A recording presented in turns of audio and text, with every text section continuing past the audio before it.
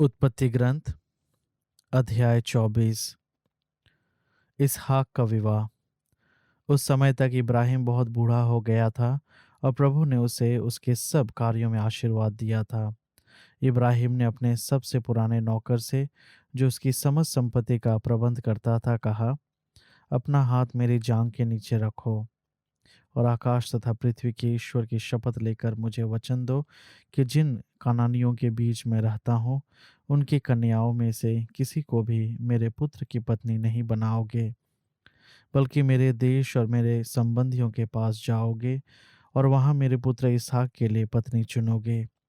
नौकर ने कहा, हो सकता है कि वहां कोई ऐसी स्त्री नहीं मिले जो मेरे साथ इस देश आना चाहती हो, तो क्या मैं आपके पुत्र को उस देश ले चलूं जिसे आपने छोड़ दिया है?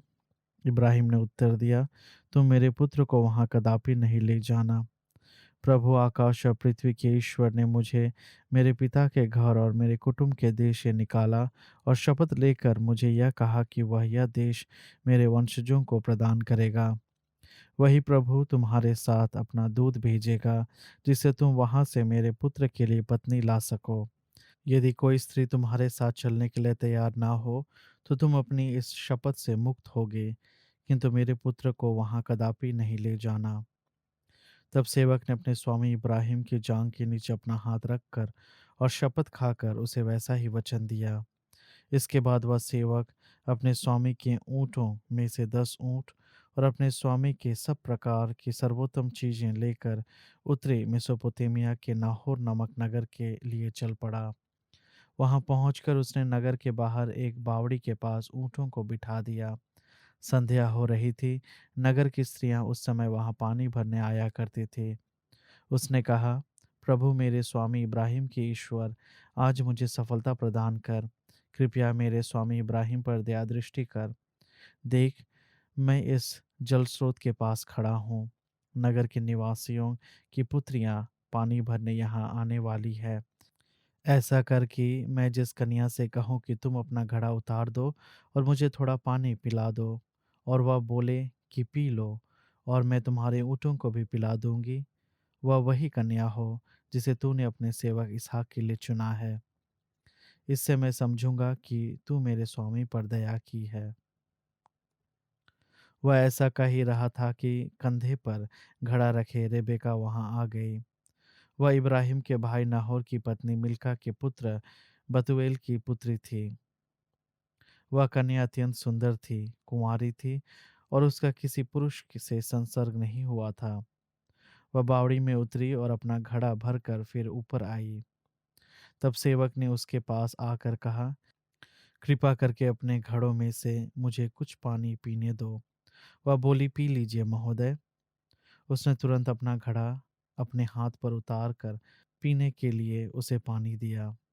जब वह उसे पानी पिला चुकी, तब बोली, मैं आपके ऊँटों के लिए भी पानी भरती जाऊंगी, जिससे वे भी पानी पीकर तृप्त हो जाएं।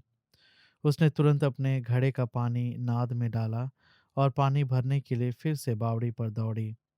इस प्रकार वह उसके सब ऊँटों के लिए पानी भरती गई। सेवक यह जानने के लिए चुपचाप खड़ा देखता रहा कि प्रभु ने उसकी यात्रा सफल की है या नहीं। ऊँटों के पानी पीने के बाद सेवक ने आधे तोले सोने की एक नथ और उसके हाथों में पहनाने के लिए 10 तोले सोने के 2 कंगन निकाले और पूछा, तुम किसकी पुत्री हो? मुझे यह बताओ कि क्या तुम्हारे पिता के यहाँ रात बिताने के लिए हमारे लिए स्थान मिलेगा? उसने उसे उत्तर दिया, मैं नाहोर की पत्नी मिल्का के पुत्र बतूएल की पुत्री हूँ। फिर उसने कहा, हमारे यहाँ बहुत पुआल और चारा है और रात में रहने को काफी जगह भी है। इतना सुनना था कि सेवक ने सिर झुकाकर प्रभु को प्रणाम किया और कहा, प्रभु मेरे स्वामी इब्राहिम का ईश्वर धन्य है। उसने मेरे स्वामी पर दया दृष्टि की और उसके प्रति अपनी सत्य प्रतिज्ञता निभाई है। प्रभु ने मुझे सीधे रास्ते पर अपने स्वामी के भाइयों के यहाँ पहुंचा दिया है। लड़की दौड़कर अपनी माँ के पास आई और उसने घर वालों को सारा हाल सुनाया। रेबेका का लाबन नामक एक भाई था। लाबन उस व्यक्ति से मिलने के लिए बावड़ी की तरफ दौड़ा। ज्यों ही उसने नत और अपनी बहन के हाथों में कंगन देखे और अपनी बहन रेबेका को यह बताते हुए सुना कि उस व्यक्ति ने उससे क्या कहा है, तो वह उस व्यक्ति के पास गया। वह अभी तक बावड़ी पर अपनी ऊँटों के पास ही खड़ा था। उसने कहा, प्रभु का तुम पर अनुग्रह है। तुम बाहर क्यों खड़े हो? मैंने तुम्हारे रहने का प्रबंध और ऊँटों के लिए भी स्थान तैयार किया है। इस प्रकार वह सेवक उस घर में आया। लाबान ने ऊँटों को खोल कर उनके लिए पुआल चारा निकाला। फिर वह पानी पिलाया, जिससे वह और उसके साथी अपने पैर धो सके। जब उसे भोजन परोसा गया तो उसने कहा, जब तक मैं अपना संदेश न सुना लूंगा, तब तक मैं भोजन नहीं करूंगा। लाबान ने कहा, तो कहो। तब उसने कहना आरंभ किया, मैं इब्राहिम का सेवक हूँ। प्रभु ने मेरे स्वामी को इतना आशीर्वाद दिया कि वे बहुत धनी हो गए हैं। उसने उन्हें भेड़ बकरी, गाय बैल, चांदी सोना, दास दासी, ऊंट और गधे दिए हैं। मेरे स्वामी की पत्नी सारा के उसकी वृद्ध अवस्था में एक पुत्र हुआ और उसने अपना सब कुछ उसके सुपुत्र कर दिया है। मेरे स्वामी ने मुझे यह शपथ खिलाई कि मैं जिन कानानियों के देश में रहता हूँ, उनकी कन्याओं में से किसी के साथ मेरे पुत्र का विवाह नहीं कराना, बल्कि मेरे पिता के घर और मेरे कुटुंब वालों के पास जाकर वहीं से मेरे पुत्र के लिए एक पत्नी लाना। मैंने अपने स्वामी से कहा कि शायद वह स्त्री मेरे साथ आने के लिए राजी नहीं होगी। इस पर उन्होंने मुझसे कहा, प्रभु, जिसका मैं भक्त हूँ, वही अपने दूत को तुम्हारे साथ भेजकर तुम्हारी यात्रा सफल करेगा। इसलिए तुम मेरे कुल और मेरे पितृगृह में से मेरे पुत्र के लिए एक पत्नी ला सकोगे। परंतु जब तुम मेरे कुटुंब वालों के पास जाओगे और वे तुम्हें कोई कन्या नहीं देंगे, तो तुम अपनी शपथ से मुक्त हो जाओगे। ऐसी बात होने पर ही तुम अपनी इस शपथ से मुक्त होगे। इसलिए मैं आज बावड़ी के पास आया और मैंने इस प्रकार प्रार्थना की, प्रभु, मेरे स्वामी इब्राहिम के ईश्वर, मेरी इस यात्रा को सफल कर। देख, मैं अब इस बावड़ी के पास खड़ा हूँ। अब यदि कोई कन्या पानी भरने यहाँ आए और मैं उससे कहूँ कि अपने घड़े में से मुझे कुछ पानी पिला दो, और वह मुझसे यह कहे कि पी लो, और मैं तुम्हारे ऊँटों के लिए भी पानी भरूंगी, तो वह वही कन्या होगी जिसे प्रभु ने मेरे स्वामी के पुत्र की पत्नी बनने के लिए चुना है। मेरे मन की यह प्रार्थना अभी पूरी ही नहीं हो पाई थी कि रेबेका अपने कंधे पर घड़ा रखे वहां आ गई। वह बावड़ी में उतरी और पानी भरने लगी। तब मैंने उससे कहा कि मुझे कुछ पानी पिला दो। उसने तुरंत अपना घड़ा नीचे उतारा और कहा, पी लीजिए, और मैं आपके ऊँटों को भी पिला देती हूँ। मैंने पानी पिया और उसने मेरे ऊँटों को भी पानी पिलाया। इसके बाद मैंने उससे पूछा कि तुम किसकी पुत्री हो? उसने उत्तर दिया, मैं नाहोर की पत्नी मिल्का के पुत्र बतूएल की पुत्री हूँ। इस पर मैंने उसकी नाक में एक नथ पहना दी और उसके हाथों में कंगन पहना दिए। मैंने झुककर प्रभु को प्रणाम किया और प्रभु को अपने स्वामी इब्राहिम के ईश्वर को धन्यवाद दिया, क्योंकि उसने मुझे सही मार्ग से यहाँ पहुँचा दिया, जिससे मैं उसके कुटुंबी की पुत्री को अपने स्वामी के पुत्र की पत्नी के रूप में प्राप्त करूं। अब यदि आप मेरे स्वामी के प्रति प्रेम तथा ईमान रखना चाहें तो मुझे बताइए। यदि नहीं रखना चाहें तो मुझे बताइए और मैं अन्यत्र पता लगाऊंगा। लाबान और बतूएल ने उत्तर दिया, इसमें प्रभु का हाथ है, हम इसमें हस्तक्षेप नहीं कर सकते। रेबेका यहाँ आपके सामने है, इसे अपने साथ ले जाइए, जिससे यह आपके स्वामी के पुत्र की पत्नी बन जाए, जैसा कि प्रभु ने कहा है। जब इब्राहिम के सेवक ने उनके ये शब्द सुने, तो उसने पृथ्वी पर सिर नमाकर प्रभु को दंडवत किया। इसके बाद उस सेवक ने चांदी, सोने के आभूषण और वस्त्र निकाले और उन्हें रेबेका को भेंट में दिया। उसने उसके भाई और माँ को भी बहुमूल्य भेंट दी। उसने और उसके साथियों ने भोजन किया और वहीं रात बिताई। दूसरे दिन सुबह उठकर उसने कहा, अब मुझे अपने स्वामी के यहाँ जाने की अनुमति दीजिए। इस पर रेबेका के भाई और उसकी माँ ने कहा, लड़की कुछ दिन तक 10 एक दिन तक हमारे पास रह जाए, इसके बाद वह चली जाएगी। परंतु उसने यह उत्तर दिया, जब प्रभु ने मेरी यात्रा सफल कर दी तो मुझे मत रोकिए, मुझे विदा कीजिए, जिससे मैं अपने स्वामी के पास लौट जाऊं। उन्होंने कहा, हम लड़की को बुलाकर उससे पूछ लें। उन्होंने रेबेका को बुलाकर उससे कहा, क्या तुम इस मनुष्य के साथ जाने को तैयार हो? वह बोली, जी हाँ, जाऊंगी। इस पर उन्होंने उसकी धाई के साथ अपनी बहन रेबेका को इब्राहिम के सेवक और उसके परिजनों के साथ जाने दिया। उन्होंने यह कहते हुए रेबेका को आशीर्वाद दिया, हमारी बहन, तुम हजारों क्या लाखों की माता बन जाओ। तुम्हारा वंश अपने शत्रुओं के नगरों पर अधिकार करे। रेबेका और उसकी दासियां ऊँटों पर चढ़कर उस मनुष्य के साथ चली गई। इस प्रकार इब्राहिम का सेवक रेबेका को साथ लेकर चला गया।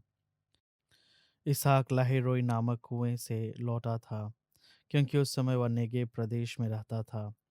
इसहाक संध्या समय खेत में टहलने गया और उसने आंखें उठाकर ऊँटों को आते देखा। रेबेका ने भी आंखें उठाकर इसहाक को देखा। उसने ऊँट से उतरकर सेवक से कहा, जो मनुष्य खेत में हमारी ओर आ रहा है वह कौन है? सेवक ने उत्तर दिया, यह मेरे स्वामी है। इस पर उसने पल्ले से अपना सिर ढक लिया। सेवक ने इसहाक को बताया कि उसने क्या क्या किया है। इसहाक रेबेका को अपनी माता सारा के तंबू में ले आया। उसने उसके साथ विवाह किया और वह उसकी पत्नी बन गई। इसहाक रेबेका को प्यार करता था और उसे अपनी माता सारा के देहांत के बाद सांत्वना मिली।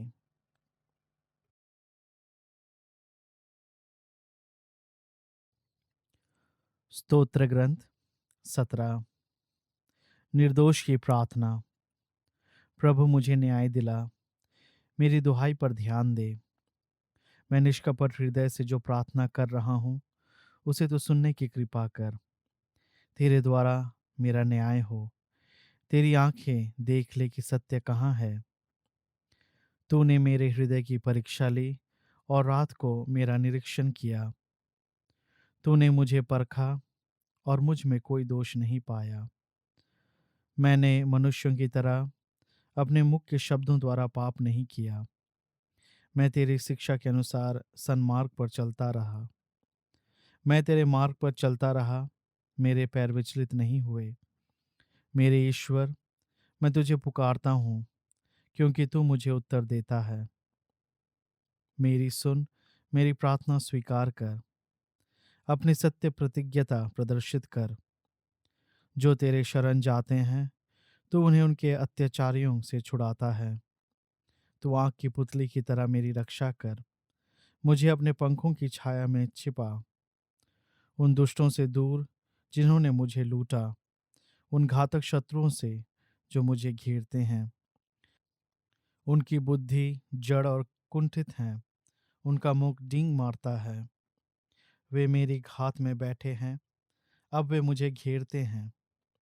मुझे भूमि पर पटकने के लिए उनकी आंखें मुझ पर टिकी हुई हैं।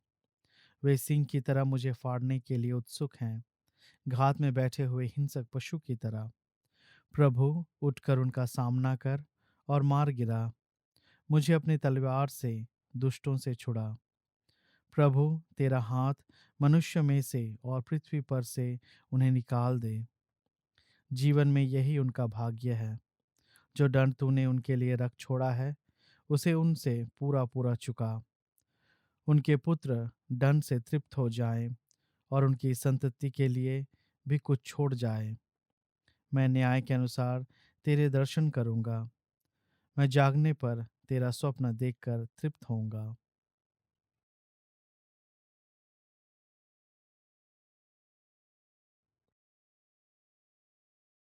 संत मती के अनुसार सुसमाचार, अध्याय 10 पद संख्या 24 से 42।